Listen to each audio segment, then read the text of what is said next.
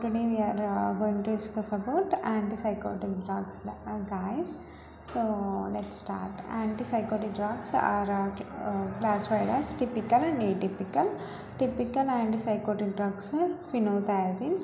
They are classified based on their side chain as aliphatic side chain, piperidine, and piperazine side chain. Aliphatic side chain antipsychotic drugs are chlorpromazine, triflupromazine. Piperidine side chain are thioridazine, and piperazine side chain is containing antipsychotic drugs are trifluperazine and fluphenazine. Butyrophenones are haloperidol, trifluperidol, fenfiridol, and thioxanthines are flupentixol, and other heterocyclic compounds are pimozid and loxapine, levosulpiride. And now coming to atypical antipsychotic drugs: clozapine, risperidone, olanzapine, quetiapine, aripiprazole, ziprasidone, amisulpiride, and zotipine. So what is meant by psychosis, guys? Psychosis means there is loss of contact with reality. Okay. What are the causes of this psychosis? Means schizophrenia and very severe mood disorders and toxicity of the drugs. So how this schizophrenia will occur? What are the symptoms of this? Means bizarre, severe thought disturbances will be there, and false beliefs, delusions will occur, and hallucinations, incoherent speech without any clarity, behavioral disturbances, and mood disorders will occur. Very severe mood disorders like mania, extreme depression will occur. Means sometimes they will be very excited and suddenly they will become depressed, like that. Toxicity of drugs like high dose of levodopa. Levodopa will crosses the blood-brain barrier, and dopa synthesis will occur from levodopa. If dopamine in excess, it will cause psychosis. Okay, and phencyclidine, this drug is also causing this psychosis. So these are the major cause of psychosis. So majorly we are going to discuss schizophrenia. Schizophrenia has positive symptoms and negative symptoms. What are meant by positive symptoms? Positive symptoms means normal individual will possess these symptoms in addition. They are delusions and hallucinations. Negative symptoms means these are normally present in the normal person, which are lack in schizophrenic persons. Means social withdrawal and loss of motivation. Normal persons will have motivation and sociality. Okay, these are lost here. So these are negative symptoms. Atypical antipsychotics will have both positive and negative symptoms of schizophrenia. So atypical antipsychotics will clear both positive and negative symptoms of the schizophrenia, like these drugs means quetiapine, clozapine, risperidone, olanzapine, quetiapine, these all. Okay. Dopamine receptors, these are D1, D2, D3, D4, and D5. D1 and D5, which are GS anamata. So they increase the adenine cyclase activity. D2, D3, and D4 possess G inhibitory type of receptors, and this will help in activation of the potassium channels. Okay. So we know that the G protein, it consists of G protein consists of G alpha subunit, beta, and gamma subunits. Then this alpha, which will be cleaved from beta and gamma.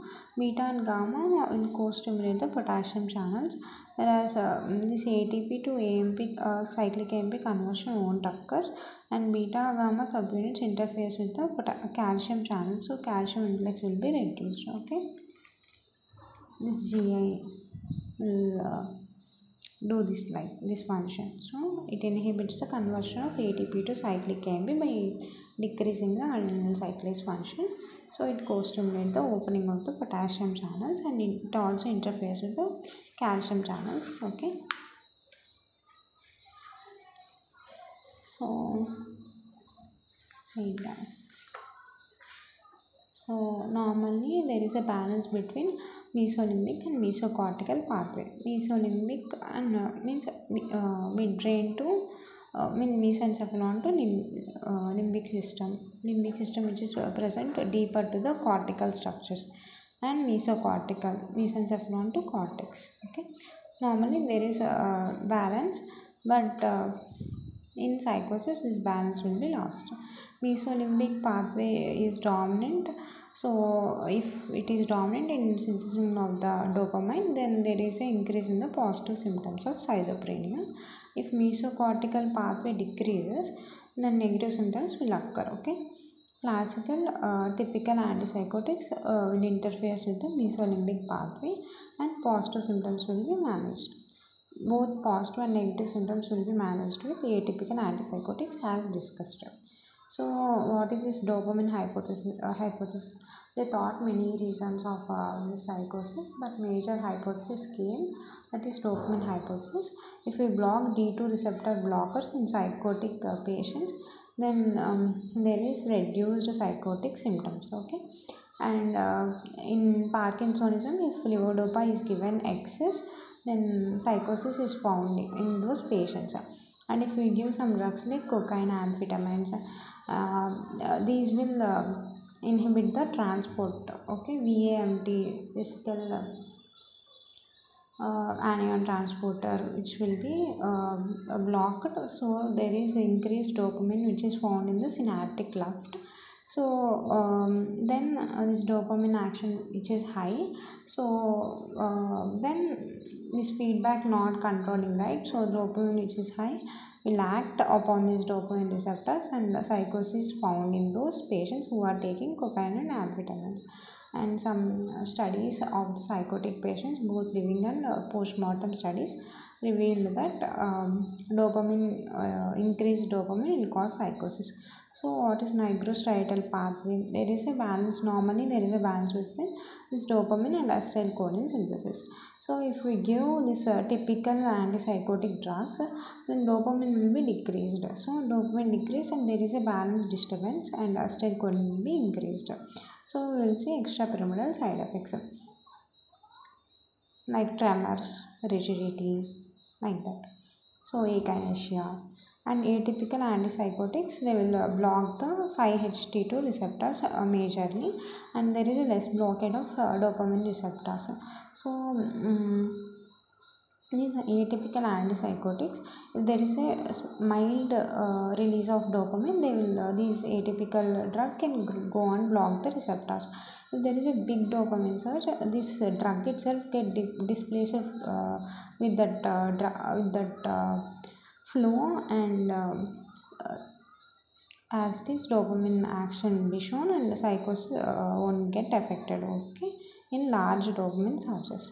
But typical antipsychotics drugs which will act strongly at these receptors can't get displaced by this large surge. Okay, so these typical antipsychotic drugs will show some extrapyramidal side effects. These extrapyramidal side effects will be like dystonias, like torticollis, akinesia, Parkinsonism like syndrome like akinesia, akathisia. Akathisia will occur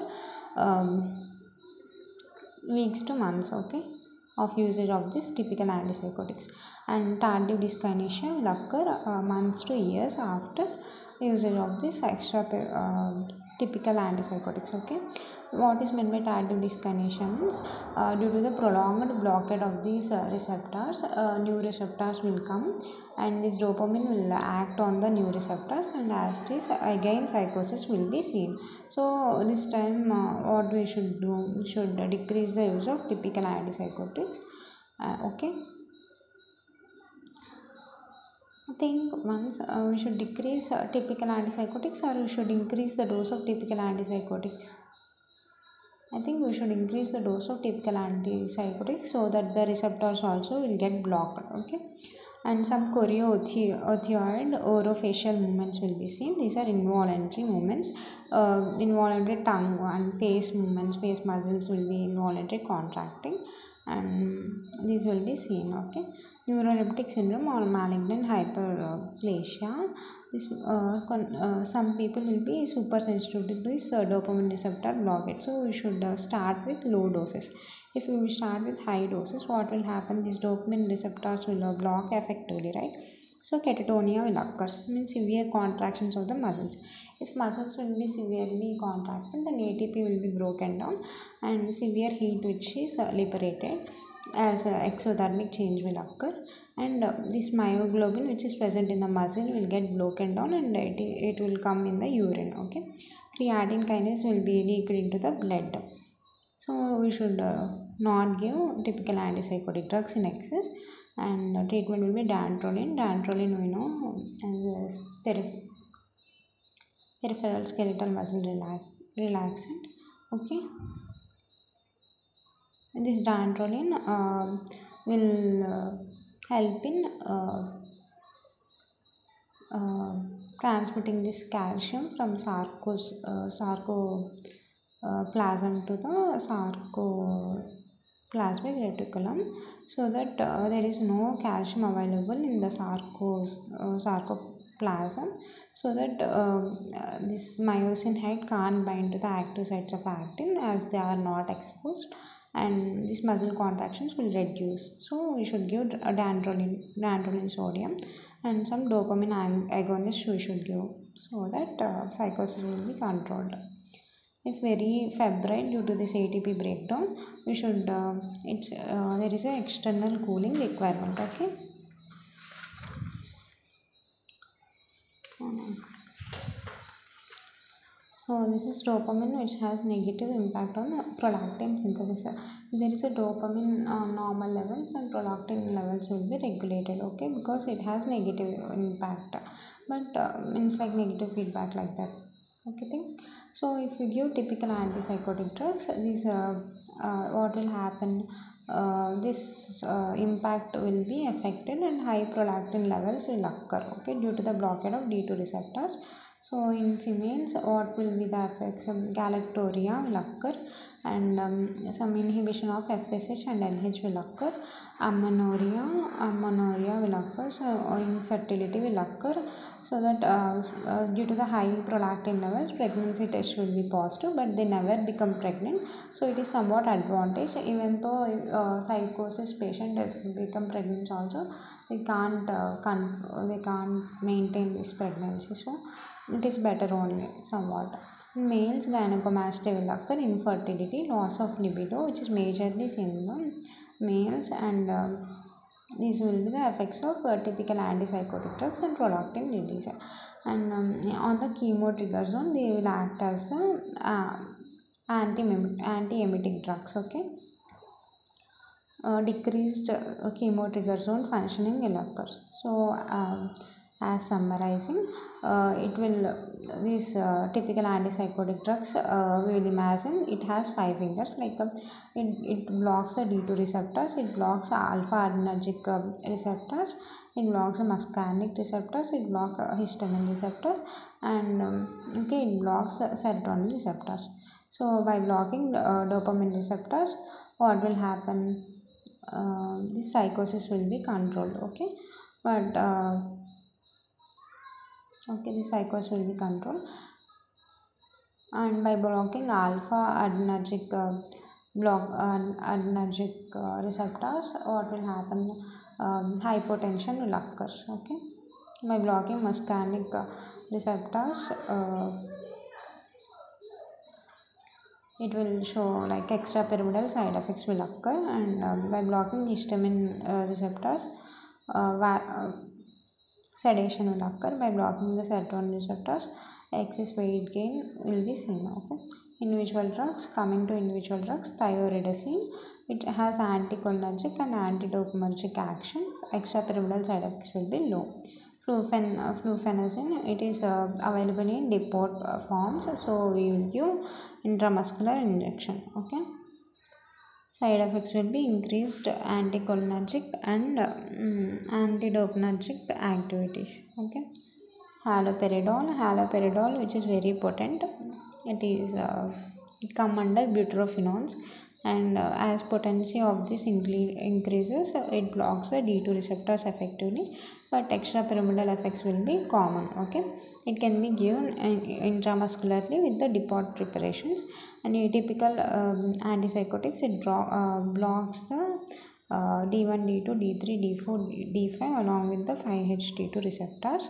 Okay, they will block 5-HT2 receptors mainly. Okay, agranulocytosis will be seen, 1 to 2% cases bone marrow depression will be seen, severe infections will occur. Olanzapine, with clozapine it will occur bone marrow depression mainly.